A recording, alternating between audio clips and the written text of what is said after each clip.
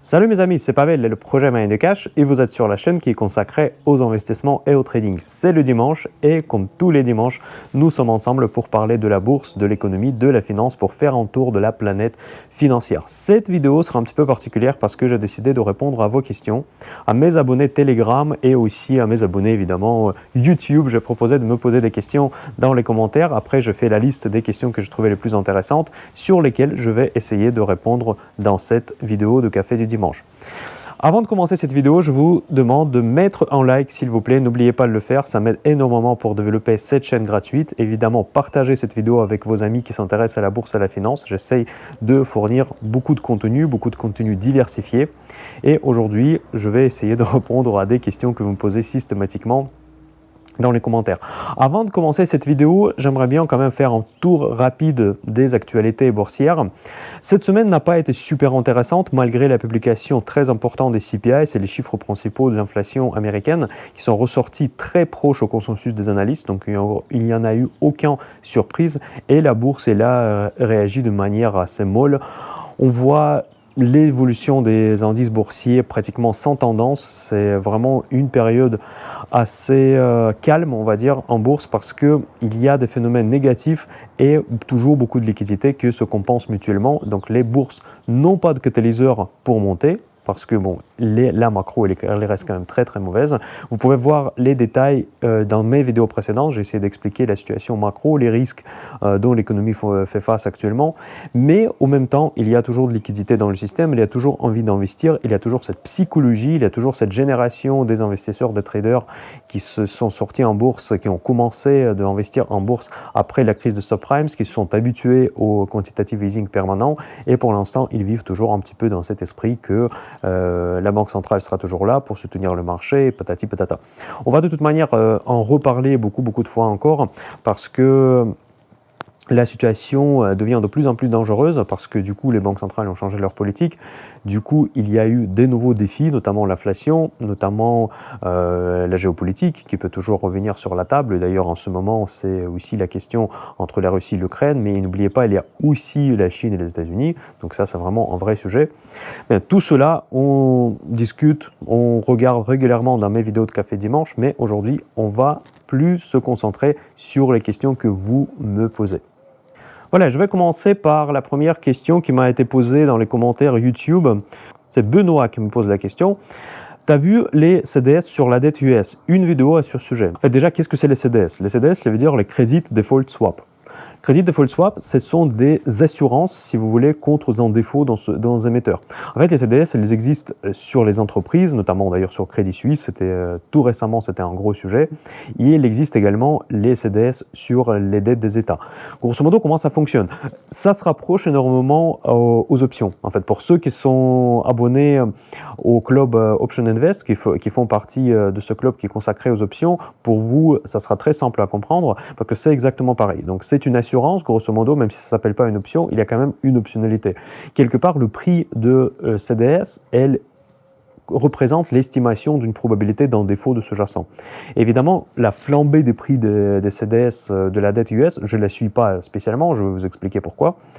Elle représente grosso modo la probabilité de défaut des États-Unis. Et là, ces discussions débouchent naturellement sur les négociations autour du plafond de la dette. Vous savez, c'est le saga qui dure depuis des années et des années. C'est un sujet purement politique. C'est pour ça que je l'évoque rarement sur ma chaîne, parce que ça peut vite mener à une confusion, notamment parmi les investisseurs novices, parce qu'ils vont croire que les États-Unis vont faillite demain. D'ailleurs, quand je dis ça, comme si c'était pas possible, si c'est possible, toujours n'importe quel émetteur peut faire faillite, et les États-Unis pareil. Ce scénario il est possible, mais la probabilité est faible. Comment ça se passe d'habitude? En tout cas, si on regarde les historiques, généralement, les républicains et les démocrates, ils poussent cette discussion jusqu'au dernier moment et au dernier moment, l'accord est décroché et le plafond, il est à chaque fois remonté. C'est pour ça que ne voit pas de réaction en bourse, on voit réaction sur les CDS parce que c'est leur responsabilité directe. Encore une fois, je n'ai pas regardé les prix des CDS parce que je ne considère pas dans mon scénario de base boursier que les États-Unis fassent faillite. D'ailleurs, juste pour vous dire qu'il y a quelques années, ils ont fait une faillite technique sur les dettes des administrations américaines et donc du coup il y a certaines administrations qui ne pouvaient pas fonctionner. Mais ça c'était toujours dans le cadre des discussions politiques avant de décrocher les compromis et en plus n'oubliez pas que nous sommes très proches maintenant aux élections aux États-Unis et la bataille entre les démocrates et les républicains elle devient de plus en plus vive. J'ai pas envie de trop rentrer dans le sujet parce que je ne me positionne pas comme un expert dans la politique américaine. Je constate tout simplement que ce sujet de relèvement du plafond de la dette, qui influence évidemment les prix CDS, c'est un sujet purement politique. Ça peut aller très loin, ça peut malheureusement aller très loin, et à cause de ces discussions, de ces batailles entre deux parties, les États-Unis ont déjà perdu leur note de AAA, c'était en 2015 si je ne me trompe pas, quand justement pendant une énième discussion autour du plafond de la dette, ils n'ont pas pu trouver l'accord, et l'agence de notation S&P Global est là sanctionné justement les États-Unis pour cette imprévisibilité politique. Mais encore une fois, ça reste de la politique pure. La deuxième question d'un abonné qui s'appelle Legend Mythic Rider, donc c'est compliqué. Si on a pris Klépierre à 14 pendant le Covid, on garde le rendement de 11% ou non? Ou je vends? Dur, il dit, choisir. C'est vrai que c'est dur. Je vais vous donner mon avis global, on va dire, par rapport à ce secteur. C'est sûr que si vous avez pu prendre les bons PRU de l'époque de Covid, vous pouvez avoir une intention de garder les valeurs. Mais il faut jamais oublier les trois piliers d'investissement. La macro, le fondamental et la technique. Donc la technique, ok, aujourd'hui, vous pouvez presque m'oublier parce que vous avez eu tellement bon marché ce titre que peut-être ça vous intéresse plus. Mais en revanche, ce qui vous intéresse, c'est justement c'est de la fiabilité, j'imagine, du secteur et la fiabilité de l'entreprise. L'entreprise Klépierre, c'est une foncière cotée comme les autres, une fameuse REIT ou REIT, je ne sais pas comment on le prononce correctement. Ce sont des entreprises très particulières qui gèrent un parc immobilier. Le problème de Klépierre, que ça reste le parc immobilier de l'immobilier commercial. C'est le même problème comme pour Unibail-Rodamco, pour Simon Properties, pour les grosses boîtes qui vraiment faisaient beaucoup d'argent sur les locations des centres commerciaux.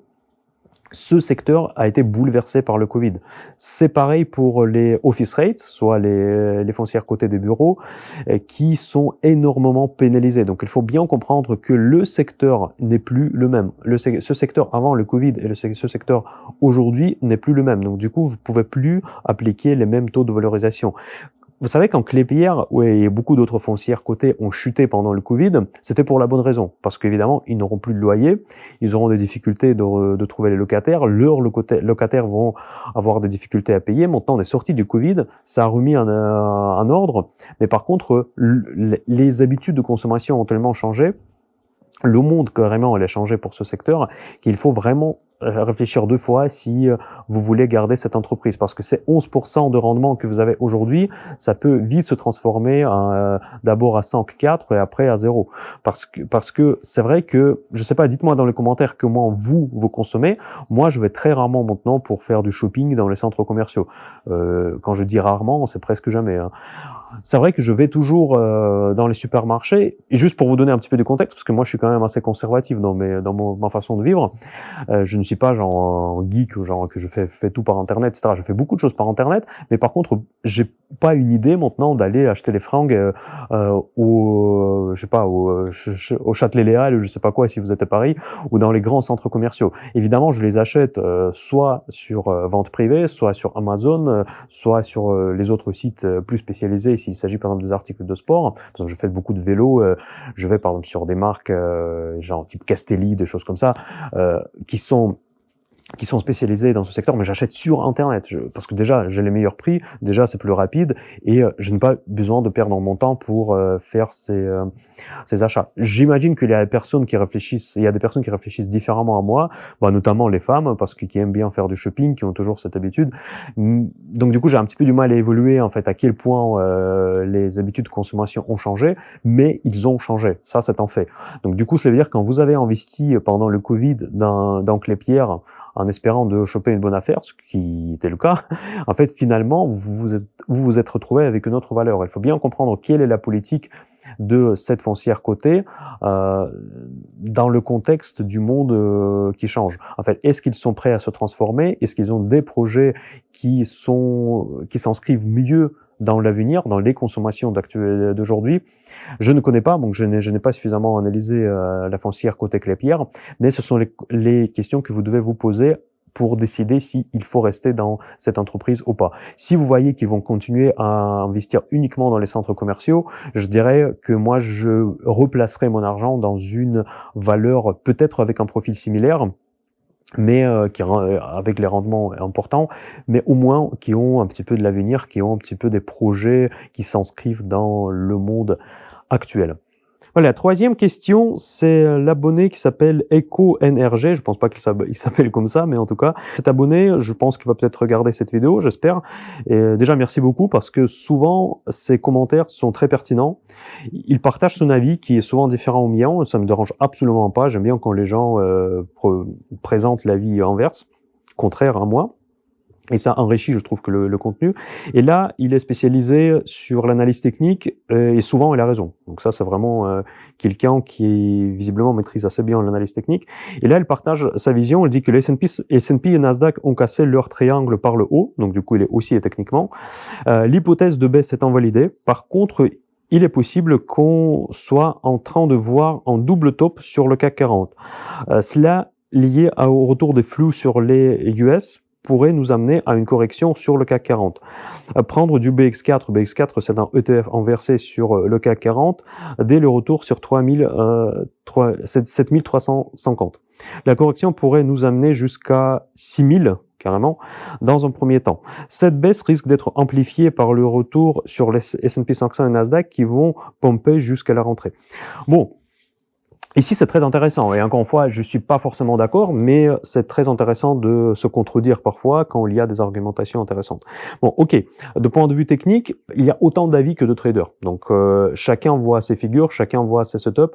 Moi, je présente les miens. L'abonné en question, il présente les siens. Donc là, on prend note de quelqu'un que, on va dire, dont l'avis je respecte beaucoup. Donc lui, il est plus haussier sur les indices américains et baissier sur l'indice français. Ici, j'ai une petite remarque que, généralement, il y a toujours une corrélation. Le CAC 40, encore une fois, c'est une indice assez particulière. CAC 40, il surperformait les indices américains en ce dernier temps, tout simplement parce que le poids des valeurs value est très important dans l'indice français, parce qu'il y a des pétrolières, il y a Sanofi qui pèse énormément, il y a du luxe, c'est pas les valeurs value, mais ce sont des valeurs qui sont décorrélées actuellement par rapport aux tendances générales. Et donc du coup, on peut effectivement à court moyen terme voir à nouveau la désynchronisation de CAC 40 et S&P. En revanche, pour voir une correction de 7003 jusqu'à 6000 pendant que S&P et Nasdaq montent, j'ai un petit peu du mal à voir de point de vue d'arbitrage technique parce que il y a des automates qui font des arbitrages entre les indices, entre les valeurs, donc forcément il y a une corrélation. Je peux croire que par exemple S&P 500 peuvent monter genre de 10% et le CAC 40 va monter seulement de 2%, mais j'ai du mal à croire en scénario où S&P 500 prend 10%, le CAC 40 se dégringole de 20%. Cette situation-là me paraît vraiment peu probable. Voilà, c'est juste la seule remarque, mais c'est quand même assez intéressant que les personnes partagent leur point de vue technique ou fondamental, c'est toujours bienvenu. Voilà, une autre question, pourrais-tu faire une analyse plus détaillée de l'action Qualcomm? Je pense que ça pourrait être intéressé du monde. C'est vrai, Qualcomm, c'est un des top semi-conducteurs. Déjà, le secteur des semi-conducteurs m'intéresse énormément. Qualcomm, il est spécialement positionnés sur tout ce qui est énergie renouvelable, le recharge des voitures électriques. Ils sont positionnés également en partie sur le metaverse qu'on a un petit peu oublié, mais il ne faut pas oublier. Vous savez, il faut toujours investir quand la communauté des investisseurs oublie de tel ou tel sujet. Par exemple, aujourd'hui, il y a 2 sujets hype de l'année dernière qui sont oubliés, c'est les énergies renouvelables et c'est le metaverse. Vous vous souvenez que metaverse, à un moment donné, c'était le mot qui faisait exploser les titres en bourse. Aujourd'hui, c'est l'intelligence artificielle, mais ça va revenir. Je suis persuadé que ça va revenir. Et l'art de l'investissement, c'est d'investir maintenant et pas quand tout le hype sera déjà bien installé dans le secteur. Donc, il faut toujours garder en tête que forcément, les énergies renouvelables, les voitures électriques, c'est l'avenir. Après, il faut bien choisir les valeurs. Et pareil pour le metaverse. Et Qualcomm, justement, c'est une valeur qui est positionnée sur les deux. Et là-dessus, sur le dernier résultat, et elle est arrivée en support, je crois qu'elle est autour de $100 actuellement, parce que j'avais cette valeur, je l'ai vendue il y a déjà un petit moment. Je vais vous dire à combien elle est actuellement. Voilà, elle est à $103 et quelques, donc je suis cette valeur de très près. Elle évolue dans un canal entre $100 et $130. Donc aujourd'hui, nous sommes au bas du canal. C'est une valeur de qualité. Il y a du dividende, il y a de la rentabilité. Je pense que effectivement, cette idée d'investissement est très pertinente. Je vais essayer de faire une analyse plus détaillée sur mon blog. Je vous rappelle que j'ai un blog minercash.fr où il y a des abonnements premium et certains articles sont en premium. Et souvent, je fais l'analyse plus détaillée des entreprises. Je vais peut-être faire Qualcomm. D'ailleurs, je suis bientôt en vacances où je vais consacrer beaucoup de temps pour, avant tout, le Club Option Invest. Parce que le Club Option Invest, j'aimerais bien apporter du contenu. Il y aura d'ailleurs une question par rapport à ça. Et on va en discuter. Et aussi, un petit peu, j'aimerais bien changer le format des abonnements premium. Et je réfléchis à une idée de présenter quand même mon portefeuille en intégralité. Voilà, donc ça, c'est quelque chose qui est maintenant en train de vivre dans ma tête, cette idée-là.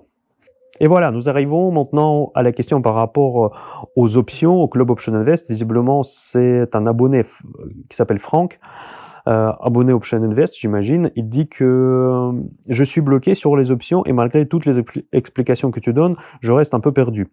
Est-ce que tu peux faire une vidéo explicative et éventuellement une vidéo des positions que tu prends afin qu'on soit sûr de bien faire et comprendre quelles sont les manipulations à faire sur IBKR? Je vais faire une vidéo, je vais vous expliquer parce que ça fait un moment et malheureusement j'ai pas le temps pour réaliser tous mes projets.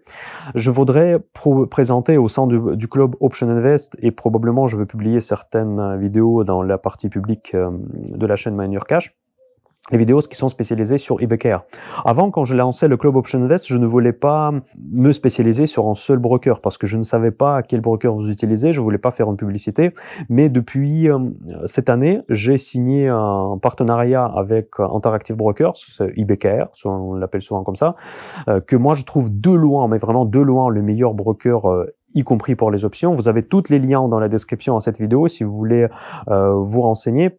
En tant que partenaire de IBKR, je le recommande officiellement sur ma chaîne MinerCash. C'est le broker où j'ai tous mes avoirs boursiers, en fait, tous mes comptes de trading, tous mes comptes de bourse. J'ai ouvert encore un POA chez ma banque. Ça sera un sujet pour peut-être d'autres vidéos. Mais pour tout ce qui est trading, tout ce qui est options, je passe par ce broker que moi je trouve un des plus solides, en tout cas en France. C'est celui qui propose les services les plus complets. Et moi, je voulais faire des vidéos tutoriel sur les interfaces IBKR parce que probablement le seul défaut que je vois chez Interactive Brokers, c'est la complexité de l'interface parce que dès le début, ils sont orientés à des investisseurs très expérimentés et du coup leur interface est presque comme l'interface professionnelle de Bloomberg et en fait ça peut faire peur en fait pour un débutant pour comprendre comment il faut faire. Et donc là je pense que je vais faire une série de vidéos probablement pendant mes prochaines vacances qui sont déjà bientôt là. Je vais faire une série de vidéos dans ce sens et également en partenariat avec Interactive Brokers. Donc encore une fois, vous pouvez trouver tous les liens pour s'informer sur IBKR et si vous voulez ouvrir un compte en tant qu'abonné MinerCash, ça me fera énormément plaisir également. Voilà, la question suivante, c'est l'abonné qui s'appelle le Z Turbo. Il dit, mais avec les normes dettes US détenues notamment par la Chine, va y avoir un blocage à un moment ou un autre. Là, nous arrivons au sujet chouchou des différents complotistes, c'est la dette US, que c'est la Chine, dédollarisation, etc. Je vais vous donner mon avis très rapide. Vous savez que la dédollarisation et les pays étrangers qui se débarrassent de la dette en dollars, c'est un processus qui dure bientôt depuis 10 ans. Donc, le pourcentage de la dette US dans les actifs des banques centrales et des différents pays se diminue depuis des années et des années. Et comme vous pouvez voir, ça n'a aucun impact ni sur le taux US, ni sur les obligations américaines. Vous savez que pour détrôner le dollar de sa position dominante, aimons ou pas le dollar, aimons-nous ou pas les États-Unis? Aujourd'hui, c'est clairement le leader financier. Donc, les dollars, la plupart des transactions se fait en dollars. Même la devise la plus importante après le dollar, l'euro, elle est de loin derrière. Donc aujourd'hui, qu'est-ce qui se passe quand il y a une crise en bourse? Ou bien quand il y a une crise financière? On va où? On va tous dans les obligations américaines. Parce que ça reste vraiment le placement le plus sûr au monde. Et de ce point de vue-là, le monde n'a pas du tout changé depuis des années. Et donc, le fait que certains pays se débarrassent de la dette US, c'est un phénomène effectivement qui est présent, mais pour l'instant, il n'y en a aucune incidence sur la finance publique américaine parce que de toute manière, la réserve fédérale, elle rachète toute la dette et c'est elle qui gère l'offre et la demande. Oui, le monde, il est injuste parce que, encore une fois, je vais parler un peu comme des complotistes, c'est le sujet aussi chouchou, c'est le système Bretton Woods, c'est que les avantages qui ont été donnés aux États-Unis après la Deuxième Guerre mondiale, je peux faire une vidéo là-dessus parce que je m'intéresse énormément à l'histoire économique, l'histoire boursière, mais c'est vrai, c'est le constat aujourd'hui que dans le système capitalistique à l'américaine, les Américains sont toujours les leaders, on peut rien faire contre ça. Et pour les détrôner de cette place, ça va coûter super cher aux autres pays. Imaginez que par exemple la Chine, elle se débarrasse entièrement du dollar et imaginons que les États-Unis font faillite à cause de ça. Mais ça sera une catastrophe premièrement pour la Chine. Est-ce qu'ils vont le faire? Et cette même situation, nous pouvons observer pour beaucoup d'autres pays. Voilà, la Russie, c'est un très bon exemple aujourd'hui qui s'est dédollarisée, qui se déaméricanisée, se décivilisée et maintenant vous pouvez voir où il se trouve. Ça, c'est un très bon exemple d'un pays qui a décidé de renoncer au système à l'américaine. Voilà, donc là, ils ont déclaré, finalement, ils ont déclaré la guerre à tout le monde entier, ils sont tout seuls, avec 2-3 pays satellites, et plus personne n'est avec eux. Parce qu'évidemment, parce qu'ils comprennent bien que dès que tu sors de ce système, certes qui est dirigé par les États-Unis, tu te retrouves vraiment nulle part. Tu es nulle part en fait. T'as pas de marché, t'as pas de relations économiques parce que tout ce système se base sur le dollar, tout ce système tourne grâce au dollar et les États-Unis, effectivement, avec la Réserve fédérale, avec tout ce qui vous voulez, ils sont la police internationale, la police financière internationale. C'est comme ça que ça fonctionne. Si vous n'acceptez pas, dans ce cas-là, vous prenez des risques énormes que votre pays va crever. Ce qui s'est passé en Russie actuellement.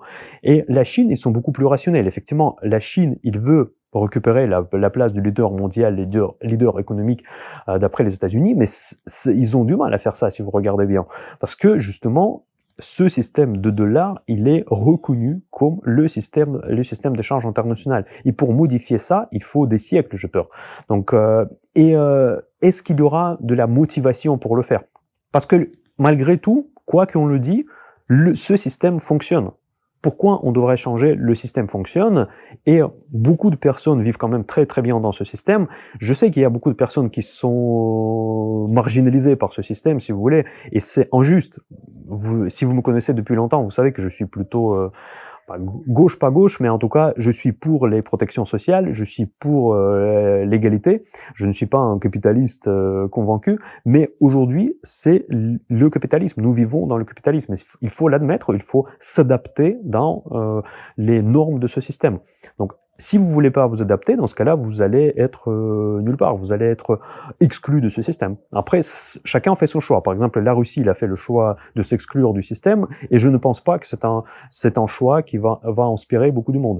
La Chine, elles font de manière beaucoup plus progressive, en fait. Ils récupèrent de plus en plus leur influence politique, leur influence économique, mais ils ne peuvent pas se débarrasser du dollar. En fait, tous ces échanges sur yuan, sur d'autres devises émergentes, ça mène nulle part. En fait, on avait parlé à l'époque d'une devise de BRICS. Cette BRICS, on n'entend plus parler en fait de cette organisation. Vous voyez, donc c'est en fait tous ces efforts de contrer les États-Unis sur le terrain économique global.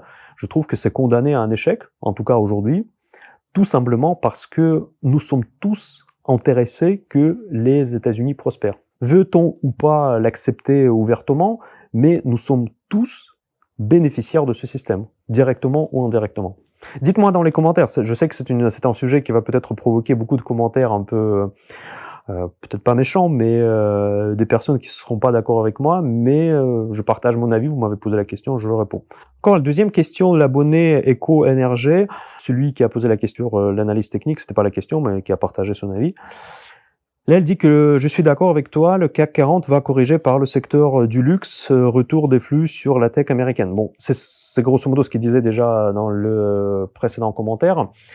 J'ai fait la vidéo hier sur le PEA, sur mon portefeuille PEA, et j'ai rapidement parlé des valeurs de luxe. D'ailleurs, il y avait juste un commentaire en dessous, quel est mon avis sur Hermès. J'ai parlé de LVMH. J'ai parlé de Hermès dans ma dernière vidéo. J'ai le même avis sur LVMH. J'ai le même avis sur l'intégralité du secteur de luxe. C'est vrai que le secteur de luxe, pour moi, c'est une paradoxe un petit peu, honnêtement, parce que aujourd'hui, toute la macro, elle est contre le secteur de luxe, en fait. Pour moi, en tout cas, je trouve que c'est le secteur qui devrait normalement, au contraire, subir des dégagements. Pourquoi ? Tout simplement parce que les valorisations ont gonflé grâce à la réouverture entre guillemets de la Chine, mais finalement cette réouverture de la Chine a été de courte durée parce qu'aujourd'hui déjà cette semaine, j'ai publié sur mon blog que justement les chiffres de la croissance chinoise, il était décevante et finalement cette croissance semble de ralentir déjà. Ça c'est le premier point. Après n'oubliez pas que le luxe c'est l'Europe de l'Est, normalement la Russie, l'Ukraine c'était les gros consommateurs de produits de luxe parce que vous savez que dans les boutiques à Paris, dans les boutiques sur la Côte d'Azur, avant la guerre en Ukraine, il y avait beaucoup de Russes, beaucoup d'Ukrainiens aussi. Donc, et vu le conflit actuellement, ils sont complètement hors marché. Après, c'est vrai qu'ils publient pourtant des bons résultats. Je suis assez impressionné par ça, et je ne comprends pas quel est leur marché.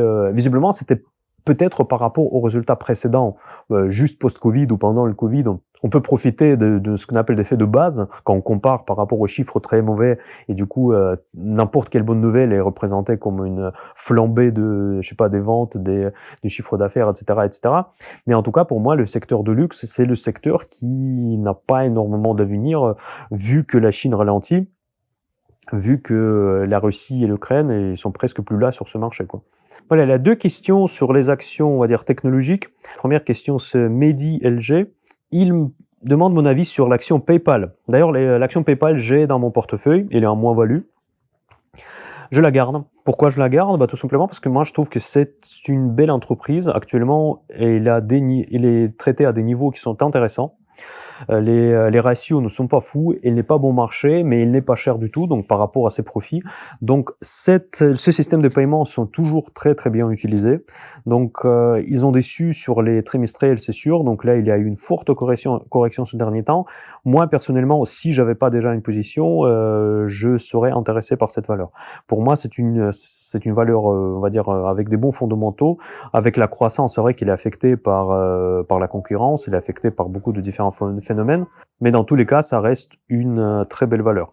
La deuxième valeur, c'est vachement intéressant, c'est Match Group. Match Group, c'est une valeur que je suis dans le cadre de suivi des actions de la catégorie A, ce que j'appelle, parce que moi, je considère que cette valeur, elle a du moat, en fait, ce qu'on appelle des avantages concurrentiels. Et Match Group, c'est des sites de rencontres. Ils possèdent de Tinder, de fameux Tinder et pas que. Et je trouve que ce type de projet, ils acquièrent très facilement les avantages concurrentiels de réseau. C'est un de mes avantages concurrentiels préférés. C'est-à-dire que plus il y a du monde, plus ça attire du monde. Par exemple, si vous voulez rencontrer votre âme sœur, vous n'allez pas aller sur le site où il y a deux personnes, vous allez sur le site où il y a le plus du monde, n'est-ce pas ? Donc j'imagine, c'est le cas, grosso modo, pour tous les réseaux sociaux. Et ça, c'est un avantage concurrentiel très puissant qui est très difficile à enlever. Et je pense que Match Group, ils vont s'en sortir. Je suis cette valeur, je veux vous dire, depuis le cours de 130, je crois, de $140. Et à l'époque encore, je disais que sa vraie valeur, valeur autour de 50-40 $. Aujourd'hui, il est en dessous de 40 $. Je crois qu'il est à 33, 34. Bon, je sais plus exactement combien maintenant. Et pour mes abonnés Option Invest, je vous annonce que bientôt, je vais reprendre les tableaux, les fameux tableaux des sell put, en fait, des ventes des options que je publiais avant. Maintenant, je les publie plus parce que moi, je trouve que les marchés sont très hauts. Je suis baissier et donc là, j'aime bien implémenter cette stratégie quand les marchés sont en train de chuter, quand les volatilités sont élevées et du coup, les primes des options sont chères. Aujourd'hui, ce n'est pas le cas et du coup, c'est pour ça que je fais pas cette stratégie. Mais sur certaines valeurs, je vais là bientôt la reprendre et Match Group, c'est justement, ça fait partie de ma shortlist pour le put selling. La stratégie de put selling, je présente en tout détail dans ma formation Option Invest. Voilà, donc Match Group, très intéressant. On s'approche vraiment à des niveaux qui deviennent vraiment très sérieux. Pour ceux qui se souviennent de Violette, vous entendez sa voix. Parce que Violette, c'est toujours mon chien, parce que mes anciennes vidéos, avant que je déménageais dans le sud de la France, souvent elle apparaissait dans mes vidéos derrière sur le canapé, donc il y a un certain qui se souvient de la Violette. Voilà, maintenant, là, une question très intéressante d'un abonné qui s'appelle Neozaru par rapport à ChatGPT. Et l'utilisation pour les investissements, pour choisir les actions et pour le backtesting en fait notamment. Donc moi je trouve qu'évidemment le ChatGPT c'est une révolution technologique et qui va s'intégrer très rapidement dans tous les écosystèmes, dans beaucoup d'écosystèmes de différentes entreprises. Mais est-ce qu'on peut l'appliquer pour les investissements boursiers? J'ai fait une publication sur mon Telegram où il y a eu une étude qui a été faite par rapport, je sais plus quelle agence. En fait, ils ont comparé le portefeuille qui a été choisi par ChatGPT depuis 6 mois par rapport au fonds de Fidelity, par rapport encore des grands gestionnaires d'actifs. Et ça a démontré que le ChatGPT, il battait les professionnels. Ici, il y a une grande parenthèse. ChatGPT, ça fonctionne comment?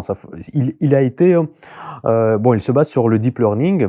Il a été formé sur les informations disponibles ouvertement sur l'internet, n'est-ce pas? Voilà. Donc c'est comme ça que ça fonctionne. Bon, après je suis pas un expert, mais dans tous les cas, sa sélection d'actions va représenter un espèce d'un consensus des différents avis sur internet sur différentes valeurs. Donc après, c'est fait de manière très puissante.